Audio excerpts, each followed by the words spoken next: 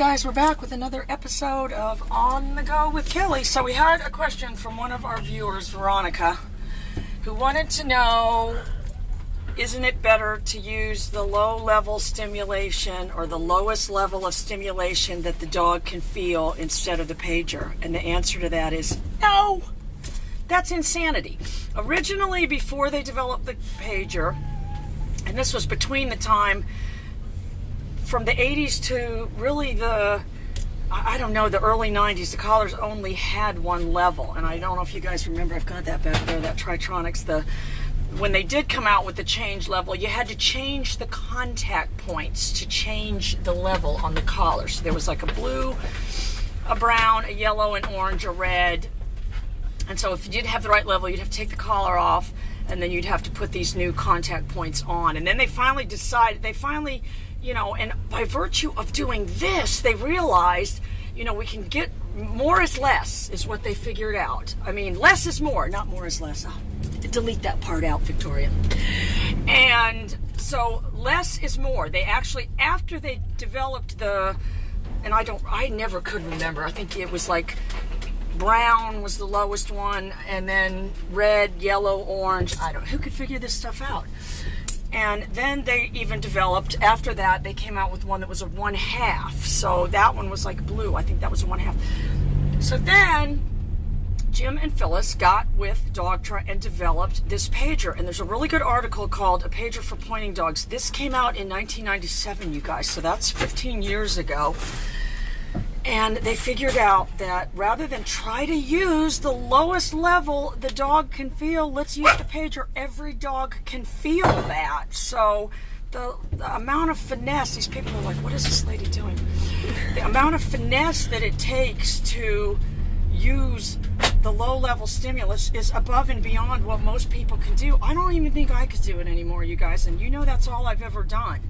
So I don't even think I to the dog. We're always talking about the muscle memory, and what happens when you're using the stimulus is it is contracting the dog's muscles. So there's not a wide margin for error. So when you're using the pager, it isn't contracting the dog's muscle. You're getting a much more fluid movement.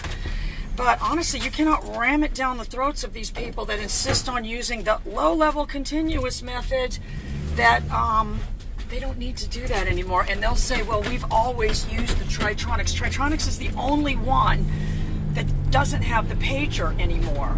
Every other collar that I know of has the pager. Tritronics is the only one. And then people say, well, my collar has a tone. You can't create muscle memory with a tone. You can get a physical reaction. You guys that have watched any of our videos can see that. You can get a physical reaction from the pager, and if you did it to people, they would be able to do it too. Crap, I gotta get over this lane. These people are like, what are you doing?